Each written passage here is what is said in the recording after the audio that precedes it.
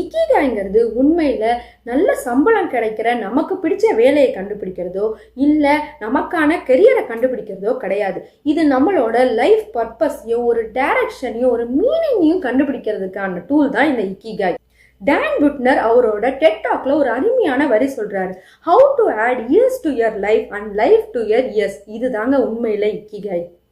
Doctor மியாகோ கமையோ சொல்ற மாதிரி நம்ம பெயின் தான் பல நேரத்துல பல பேருக்கு அவங்களோட இக்கிகாயை கண்டுபிடிக்கிறதுக்கு ரொம்பவும் யூஸ்ஃபுல்லா இருக்கு.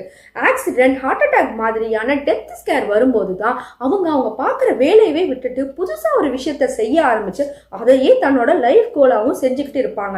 இப்படி பல பேரை நீங்க கேள்விப்பட்டிருப்பீங்க, பார்த்து கூட இருப்பீங்க. சாவை பார்த்துட்டு வரும்போது தான் இதை செய்யாம நான் இந்த உலகத்தை விட்டு போயிடவே கூடாதுடான்னு தோணும் நமக்கு.